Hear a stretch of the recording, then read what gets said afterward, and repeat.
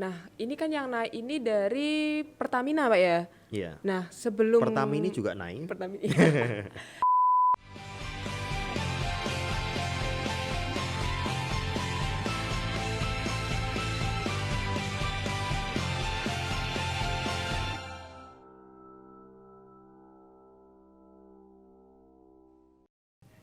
Halo guys, welcome back to channel YouTube UKM Promise USM. Kali ini kita ada di episode OPIMA, yaitu Opini Masyarakat.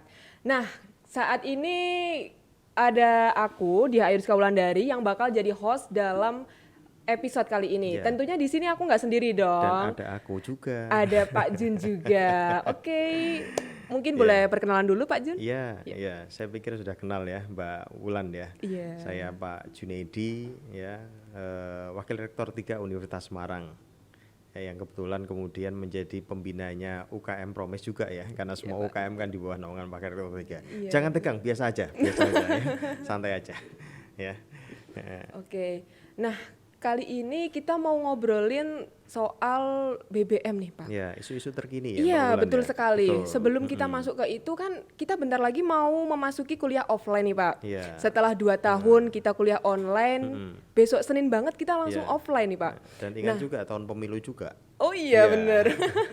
Ya, jadi kalau tadi disampaikan yang belum saya kenalkan selain Wakil Rektor 3, saya kan dosen di Fakultas Hukum ya. Iya, betul. Konsentrasi Hukum Tata Negara. Tata Negara itu konsentrasinya kebijakan publik, Iya, termasuk kebijakan pemerintah. Jadi kalau Mbak Wulan tanya saya masalah kenaikan BBM, ya saya pikir agak nyerempet-nyerempet sedikit, ilmu saya sampai ke situlah pokoknya. Oke. Ya. Oh iya guys, ini ngomong-ngomong Pak Jun ini juga wali dosen saya loh guys. Saya enggak enak ya. Aduh, saya yang nggak enak Pak. Nilainya sudah jadi kok tadi. Oh siap Pak. A plus ya Pak? Tinggal tugasnya diselesaikan Oh, ya. iya. Oke Pak, jadi gini Pak. Menurut Pak Jun tuh gimana ya Pak dengan kenaikan BBM ini? Ya, jadi kalau kita lihat dalam praktek penyelenggaraan pemerintahan ya, pemerintah itu diberikan wewenang untuk kemudian membuat kebijakan berkaitan dengan harga standar bahan bakar minyak di Indonesia. Maka kemudian kewenangan tersebut itu diberikan secara khusus pada pemerintah ya. Jadi beda ya Mbak Wulan ya.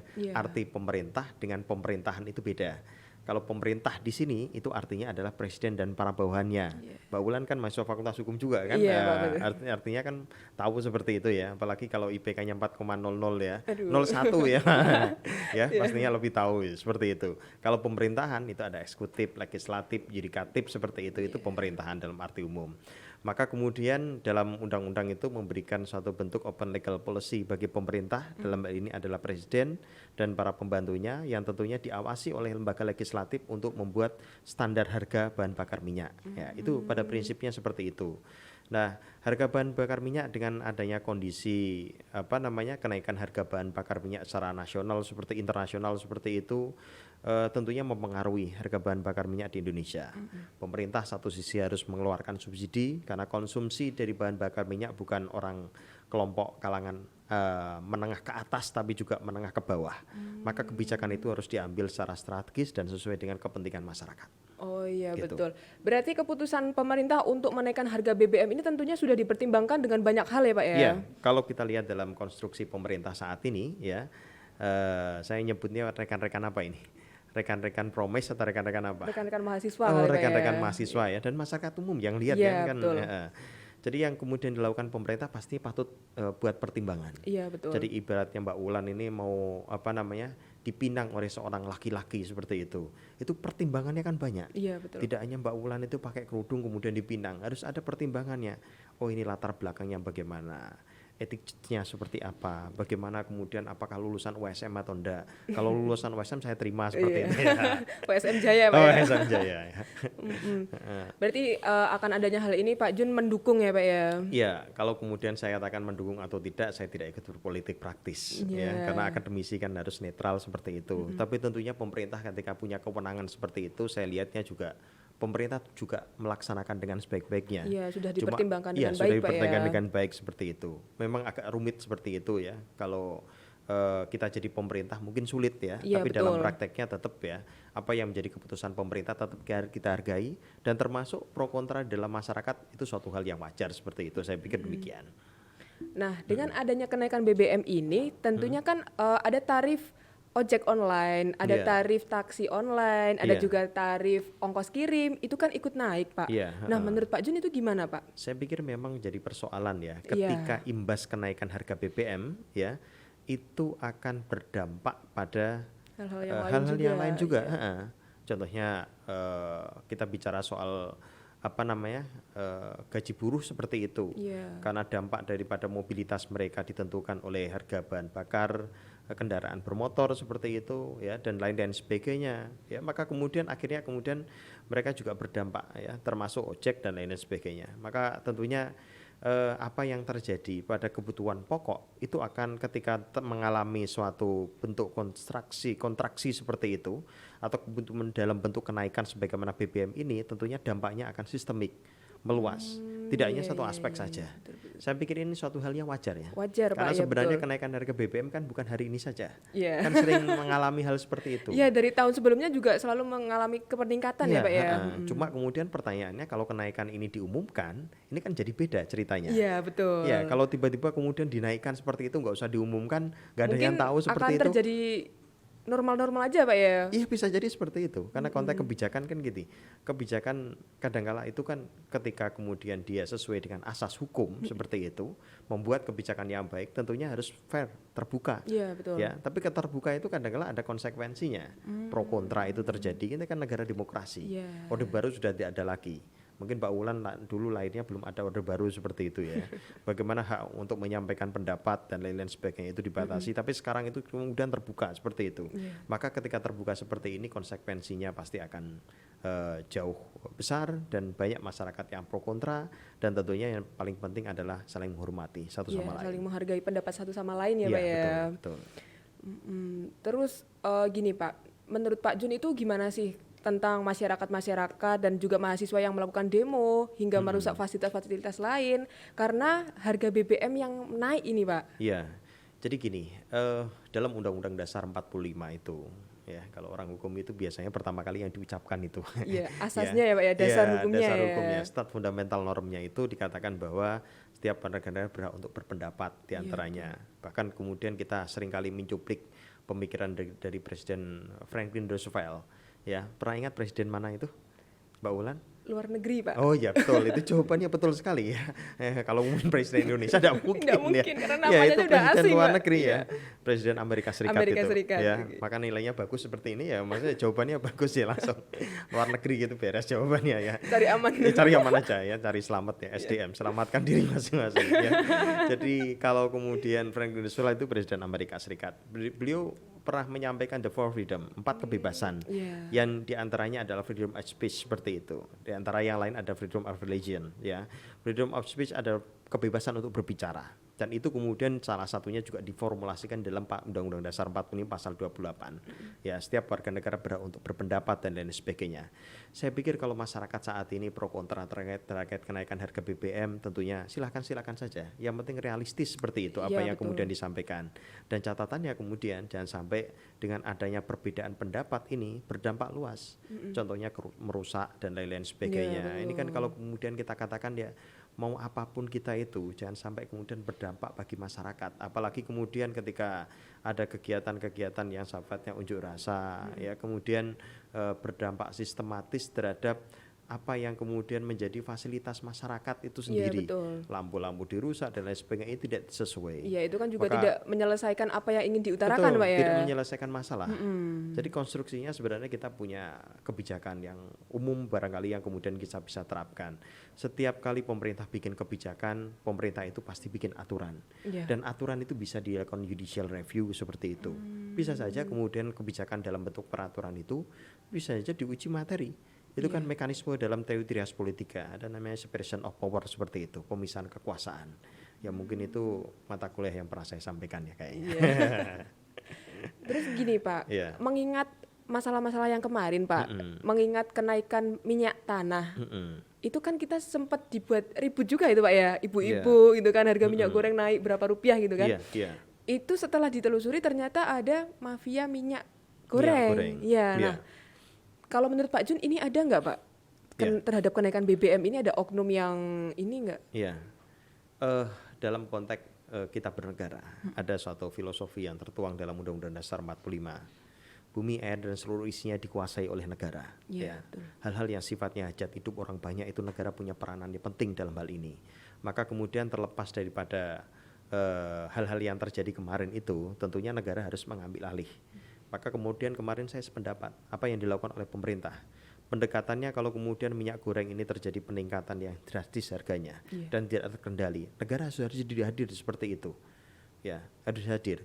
Kehadiran negara bukan hanya dalam konteks itu melakukan yang namanya penyesuaian harga, tapi konsep law enforcement juga harus dilakukan. Salah satunya melakukan penegakan hukum. Iya. Kan hasil daripada apa yang telah dilakukan oleh kejaksaan kemarin itu kan cukup kita apresiasi bahwa pelaku-pelaku yang kemudian melakukan penimbunan, pemainan harga seperti itu kan kemudian secara detail itu kemudian dilakukan oleh penegakan oleh jaksa. Dan nyatanya dan faktanya hari-hari ini kita lihat bahwa harga minyak goreng ya yang dikhawatirkan oleh ibu-ibu ya, karena emak-emak itu kalau sudah ngomong itu semuanya udah Kalah beda semuanya ceritanya. ya, Pak, ya.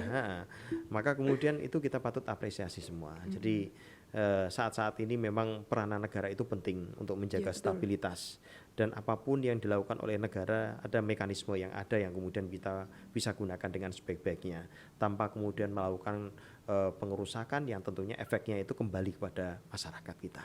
Saya pikir itu, Mbak. Iya, Mbak Pak, Ulan. betul. Terus dari kampus sendiri, menurut Pak Jun, apakah nanti ada kebijakan Pak mengingat kenaikan BBM ini? Soalnya kan banyak mahasiswa USM itu yang dari luar kota juga. Terus mereka juga memikirkan akan adanya fasilitas kos untuk makan, untuk wira-wiri, belum lagi BBM-nya naik gitu. Kira-kira apakah nanti ada kebijakan apa gimana dari kampus? Iya, tentunya kita bisa akan melihat semuanya nanti. Ya, tentunya yang berdampak bukan hanya mahasiswa, dosen juga Dosennya berdampak. juga kena. Iya kan? Jangan dipikirkan mahasiswa terus lah.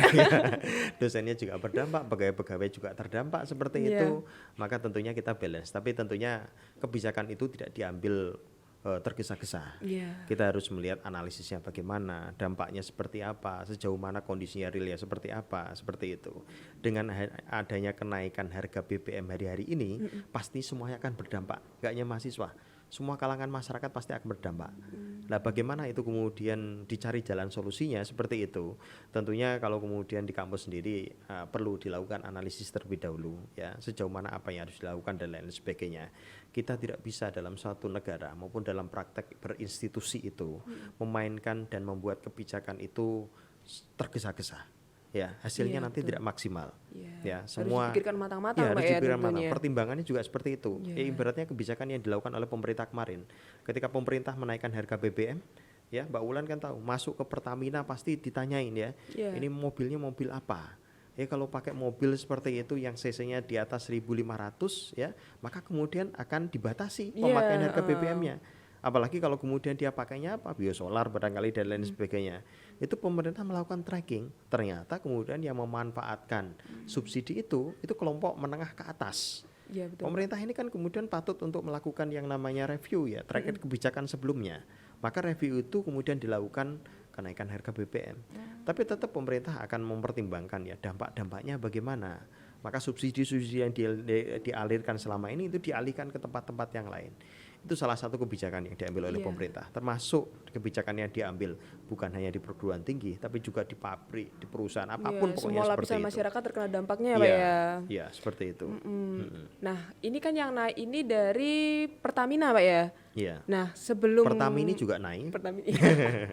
Terus ini Pak, minggu kemarin kan juga rame nih Pak, ada perusahaan Vivo Pak ya. Iya. Ya, SPBU Vivo itu. Iya. Itu yang dimana dia mematok harga lebih jauh rendah daripada Pertamina. Akan tetapi saya sempat baca artikel-artikel itu kok dia sempat mendapat komplain. Entah kenapa kayaknya di Indonesia itu tidak ada yang boleh mematok harga lebih rendah daripada harga dari Pertamina gitu loh Pak. Terus akhirnya di Vivo ini juga ikut naik gitu loh Pak. Itu gimana Pak? Saya belum melihat dan membaca itu secara teknis ya. Tapi memang kebijakan pemerintah itu tentunya yang paling rendah itu adalah Pertamina. Karena Pertamina itu menjaga stabilitas, menjaga pangsa pasar seperti itu. Dalam konteks berbicara soal energi dan sumber daya mineral seperti itu, pemerintah melakukan monopoli yang tujuannya itu adalah untuk kepentingan masyarakat ya. Karena kalau kemudian nantinya ada satu gap di situ ya, kemudian dikembalikan pada kebijakan pasar seperti itu, tentunya kemudian peranan pemerintah tidak ada. Sama kayak ke minyak. Minyak kan gitu, minyak goreng seperti itu kemarin. Apakah kemudian beberapa kali pemerintah ada wacana dikembalikan aja kepada kebijakan pasar. Tapi kebijakan pasar kadang-kala tidak kemudian menjadi solusi loh. Bisa jadi kebijakan pasar itu kemudian naik turun cepat seperti itu. Kalau suatu saat pemerintah nggak bisa mengendalikan, ini jadi bahaya. Maka tugas pemerintah itu salah satunya yang penting adalah menjaga stabilitas.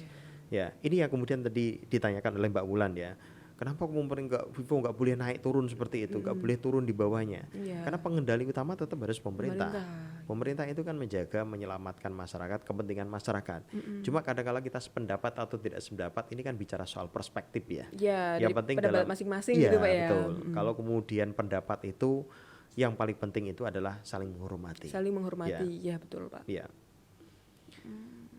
Gitu. Ya, jadi gitu ya teman-teman semuanya mengenai harga kenaikan BBM ini pastinya pemerintah sudah memikirkan terhadap apa sih dampak positif dan apa sih dampak negatifnya gitu. Dan buat teman-teman mahasiswa sekiranya kita ingin mengeluarkan pendapat itu boleh-boleh aja karena itu kan hak dan juga isi dari pikiran semua teman-teman semuanya. Tapi ya seperti apa yang dikatakan oleh Pak Jun tadi, jangan sampai kita merusak fasilitas-fasilitas umum kayak gitu Pak ya. Kepentingan umum. Iya, soalnya kemarin juga saya lihat itu ada yang sampai dia melepas gerbang, terus dia juga macam-macam gitu lah Pak. Kalau di USM baik-baik semua lah. USM baik-baik semuanya Pak, alhamdulillah ya. Ya. Jadi memang saat-saat ini memang kalau kita berekspresi di negara demokrasi itu beda dengan kondisi yang tahun-tahun sebelumnya ya, yang kemudian dulu itu kebijakan pemerintah itu turut campur dalam konteks masyarakat itu berpendapat. Tapi sekarang kan berbeda seperti itu. Maka hak itu tetap dijalankan tanpa kemudian harus merugikan masyarakat. Ada filosofi dari filosofi hukum ya. Mungkin Mbak Wulan sebagai mahasiswa hukum tahu ya, ada salus populi suprema lex ya. Keselamatan rakyat, kepentingan rakyat itu adalah yang paling utama. Jadi itu yang kemudian perlu dikedepankan semuanya. Jadi bukan hanya pemerintah yang mengedepankan bagaimana keselamatan rakyat dan kepentingan masyarakat. Kita semua juga sama seperti itu, menjaga seperti itu. Sama-sama menjaga Pak ya. Sama-sama menjaga. Apalagi mahasiswa itu agen social of change ya. Agen perubahan ya, pembawa perubahan untuk generasi yang lebih baik Pak ya. Kalau zaman saya dulu itu agen social of change saya pleset-plesetkan ya. Jadi apa Pak? Plesetnya itu agen gitu kan. Agen itu kan membawa ya. Kalau di kampung saya itu agen ya, tapi bukan agen membawa perubahan, tapi agen minyak. yang bawa jerigen itu Pak ya. Ya, tapi kalau mahasiswa memang agen sosial aja memang betul, membawa Pak. perubahan. Kita punya banyak generasi yang bagus seperti itu sekarang ya, digitalisasi ya. Apalagi kalau kemudian kita lihat hari-hari ini mahasiswa USM itu banyak yang menjuarai dalam Pomprov ya, Pekan Olahraga Mahasiswa Provinsi. Tingkat provinsi, ya, betul. Ini agak nyimpang dikit ya, tapi saya patut untuk memproklamirkan ya. Ada taekwondo kemarin, terus kemudian ada tarung derajat ya. Terus Pak. Kemudian baru hari ini tadi ya voli putri ya, yang itu mereka semuanya akan mewakili USM dalam ajang POMNAS, Pekan Olahraga Mahasiswa Nasional. Tepuk tangan dulu teman-teman buat mahasiswa-mahasiswi USM. Ternyata banyak sekali prestasi yang ditorehkan oleh mahasiswa-mahasiswi USM ya Pak ya. Itu saya baru sampaikan sedikit ya, belum yang lain-lain. Iya betul Pak. Jadi hak berpendapat juga mahasiswa USM diberikan ya seperti itu. Kemudian berorganisasi, beraktivitas itu juga diberikan. Artinya di sini kita kemudian semuanya bersinergi lah untuk menjadikan USM. Menyediakan wadah ya Pak ya. Kalau USM ini semakin besar, USM itu semakin bagus. Sebenarnya dampaknya itu bukan hanya USM, bukan hanya WR3-nya Pak Junedi saja yang kena dampak, tapi juga masa depan ketika Mbak Wulan nanti setelah lulus kuliah. Bukan kalau kemudian wah alma mater saya seperti itu. Jadi menjaga nama baik itu kan menjadi sangat penting ya, meskipun kita baik ketika jadi mahasiswa maupun setelah kita jadi mahasiswa. Ya, ini menjadi sangat penting, apalagi kalau kemudian setelah kita tidak jadi mahasiswa, kita tentunya bertanggung jawab untuk mengharumkan nama baik alma mater kita. Contohnya kita masuk dalam pemerintahan, jadi pejabat publik ya. Bu Sri Mulyani Menteri Keuangan itu kan tidak mungkin beliau itu menjabat terus. Kan harus ada penggantinya seperti itu. Yang penggantinya itu profesional, kapabel dalam bidang ekonomi seperti itu.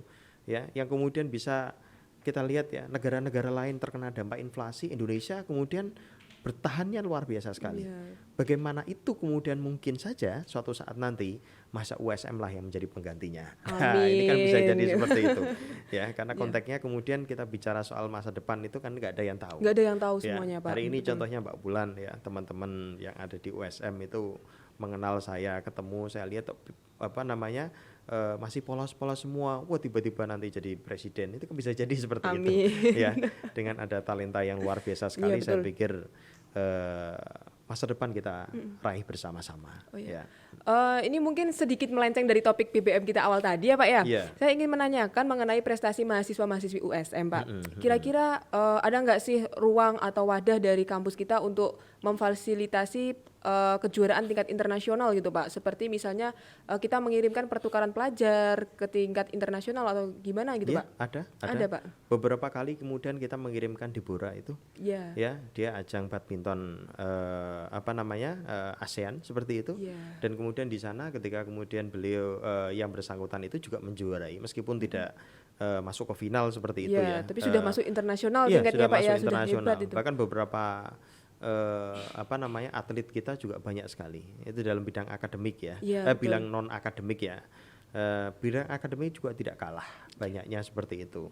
Dan ini mungkin menjadi salah satu hal yang kemudian kita patut banggakan ya. Kemarin itu saya dimintai dari teman-teman Ristek Dikti untuk supaya tahun depan ya kontes robot mahasiswa itu ada di USM. Wow, Ya. bentar lagi mau ada kontes robot nih guys di Ya, USM. tahun Keren banget. 2023 berarti. Tahun depan Mbak ya? Iya, tahun depan. Bentar lagi ya, berarti padahal ini udah akhir tahun loh. Iya, hampir mendekati akhir tahun Oh, ya. iya, Tahun iya, depan iya, itu mereka minta seperti itu USM sebagai tuan rumah dan tuan rumah ini bukan sekedar tuan rumah kegiatan-kegiatan yang biasa saja, tapi kegiatan bergengsi.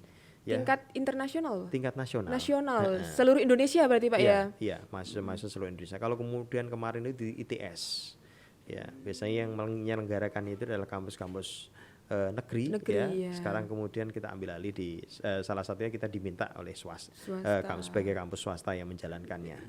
Jadi prinsipnya tidak ada bedanya, ya. Nggak ada bedanya, dimanapun Pak, tempatnya. betul. Yang penting kita mau bersungguh-sungguh. Iya betul. Maksudnya nggak ada lah perbedaan antara mau kuliah negeri, kuliah swasta karena ya tergantung mahasiswanya juga gitu loh Pak. Mahasiswanya Ya. masing-masing.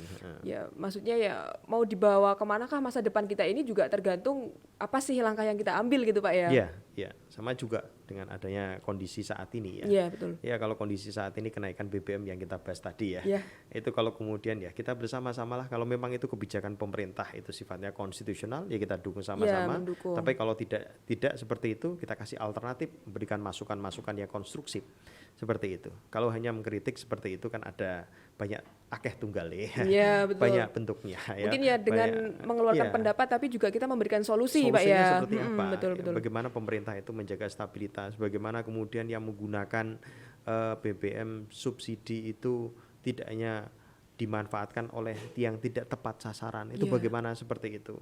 Ya, pemerintah kan memang kalau jadi pemerintah itu kan sulit ya. Iya. Nggak- Di komen sana Iya, sini. Pak. komen sama sini. Ya kita bisa jadi kalau kemudian hari ini kita bikin yang namanya UKM Promise bikin podcast seperti itu. Wih, komentarnya kan sana sini seperti Iya. itu ya. Apalagi contohnya kasus-kasus viral yang hari ini kasus Pak Ferdi Sambo seperti itu kan. Oh, itu komentarnya kan berwarna-warna. Iya, Tapi tiap betul. hari itu kemudian Setiap ada selesai. Jadi kalau kita lihat ya memang ya bagaimana caranya kemudian kita melihat suatu persoalan itu dengan sebaik-baiknya sehingga kemudian tidak ada masalah di kemudian hari yang berdampak ya. Hak berpendapat boleh saja dilakukan, Iya, betul. tapi kemudian bagaimana pendapat tersebut tidak merugikan kepentingan masyarakat dan kepentingan kita semua dalam membangun negara kita yang lebih baik pada masa yang akan datang. Maksudnya sama-sama membawa perubahan yang lebih baik gitu Pak ya. Iya, betul. Tapi menurut saya dengan adanya kenaikan ini ya mau nggak mau kita bakal tetap beli kok Pak. Iya, mau tidak mau Mau nggak mau tetap beli seperti Pak. itu. Iya. Iya. Karena gimana lagi? Karena buat transportasi juga kita hanya pakai BBM itu ya Pak ya. Jadi ada seorang mahasiswa saya Iya. ya, yang mereka sering kali kalau kemudian kita malam-malam bercanda seperti itu mahasiswa saya S2. Pak, Bapak kan ini kan Wakil Rektor bidang kemahasiswaan Iya. seperti itu. mahasiswanya ada yang nolak BBM enggak Pak? Ya mesti kalau pro kontra saya jawab. Meski kalau pro Iya. kontra itu adalah kayak Ada. gitu. Oh enggak ada lah Pak. Oh itu semuanya pasti mereka beli BBM kan, berarti mereka enggak nolak. Itu bercanda dia kayak ya. Iya. Ya kita kalau hidup pakai bercanda itu kan lebih enak daripada Iya, serius terus nggak nanti serius cepet tua. banget ya. Umur boleh tua Pak, tapi jiwa tetap muda Iya, pastinya ya Pak ya. Iya, Oke. betul. Oke guys, jadi itu tadi bahasan kita kali ini mengenai kenaikan BBM bersama Pak Junaidi, Wakil Rektor 3 USM. Iya. Ya. Terima kasih ya Pak ya. Ya, sama-sama. Oke, buat teman-teman semuanya, jangan lupa klik lonceng di pojok kiri atas untuk selalu mengikuti video terbaru dari kita. Dan jangan lupa klik like, comment, and subscribe. Ya, Thank you. Jangan lupa diundang lagi. Oke Pak, siap. Nanti kita adakan episode kedua ya Pak ya. Oke, Oke, ya. siap. Nggak apa-apa.